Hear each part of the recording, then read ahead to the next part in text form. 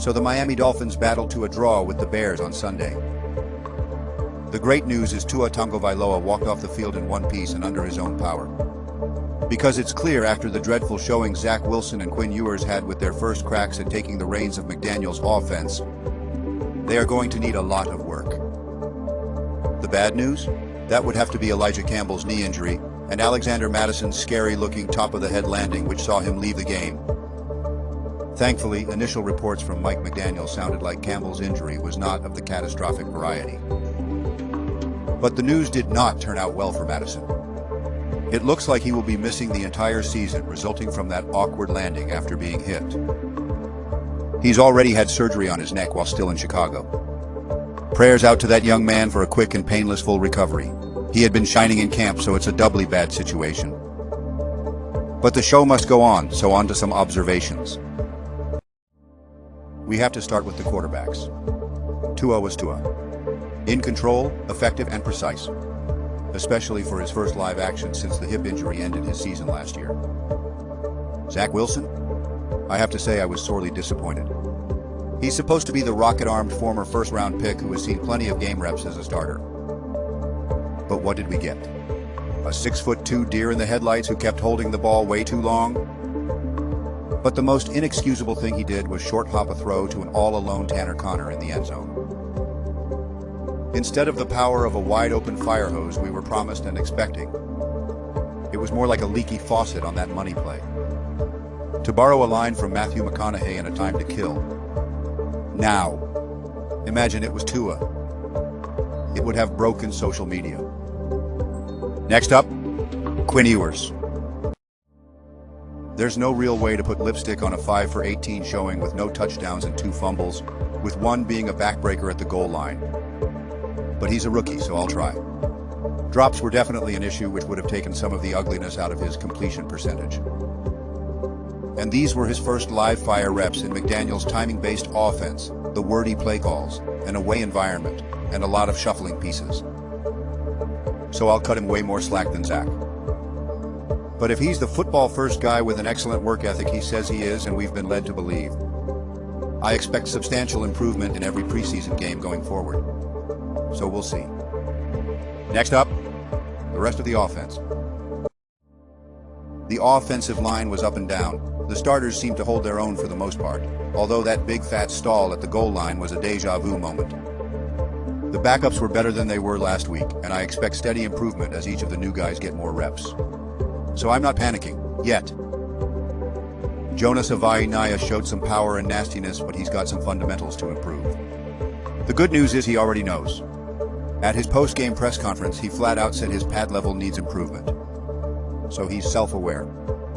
And with the kind of young man he is, I expect him to get that settled fairly quickly. It would go a long way to improve our short yardage surge off the line.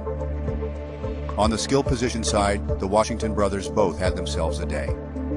They showed great hands, and they were effective running with the ball. But keep the handle on that ball, Malik. And according to Tua, they know where to be and when. So arrow up on those two. Nick Westbrook-Ikhine also showed out on the longest completion of the day from Zach Wilson, so that was good to see. Ollie Gordon II also showed up and showed out. He had some powerful runs and showed some nice pass-catching ability. I'm excited to see where he takes his game from here. Jalen Wright had a tough outing, but it's hard to tell how much of it was on him. If you have a defender wrapping you up as soon as you get the ball, it can be hard to get anything going. So let's see how he improves as the line finds its footing.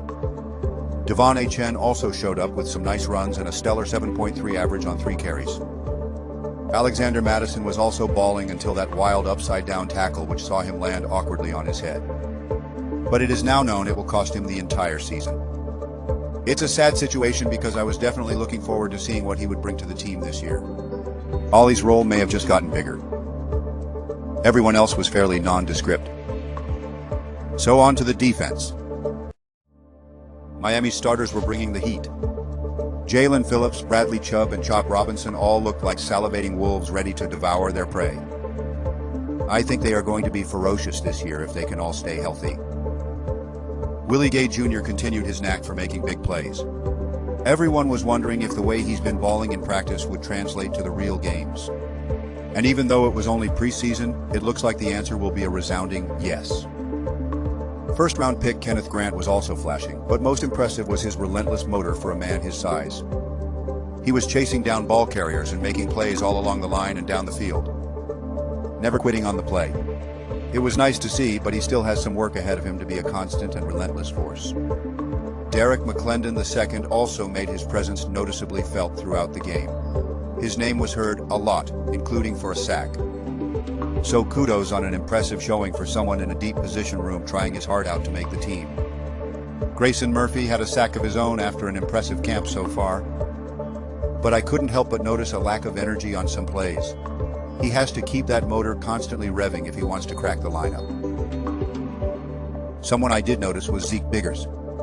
On the play after former Dolphin Durham Smythe gifted the Dolphins a dropped pass, I saw Biggers absolutely steamroll a defender.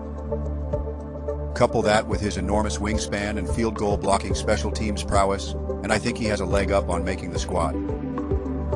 Jordan Phillips also showed some excellent power and leverage on a few goal line plays, but he also showed the rookie warts of inconsistency. When he gets that squared away, watch out. Ethan Bonner and Storm Duck also came to play, with Bonner popping a ball into the air which was intercepted by Patrick McMorris. So let's call that a gold star for each. Jack Jones had an up-and-down day. He had some good tight coverage, but he also had a costly penalty extending a Bears drive. But he hasn't been a Dolphin very long, so I expect he will only get better and more consistent. And now, on to the nicest surprise of the game. Call off the bolo that's been out on our special teams for the last 3 years. We found them! D. Eskridge had a 41-yard kick return, A.J. Henning had a 38-yarder, and Eric Ezukama had a 37-yarder. That's fantastic. And not to be outdone, on the punt return side, Eskridge added a 16-yard return, and Malik Washington impressed with his own nice 19-yarder. They were all fierce. Coverage was great, and Jason Sanders boomed a 56-yard field goal, showing his leg is still one of the best in the business for long-range attempts. And Jake Bailey and Ryan Stonehouse both launched 50-yard-plus punts. Cameron Good made his presence certainly felt during this game as well. If this was a taste of what we can expect to see from this unit during the regular season, it was delectable, and I can't wait to have more. So now it's time for breaking down tape, correcting problem areas, and making progress to regular season form. With the kind of guys we have on this team this year, I have to say, I'm optimistic. On a personal note, I could really use some more subscribers to keep this show rolling, so hit that like button and subscribe if you haven't. It would be much appreciated. Until next time, fins up!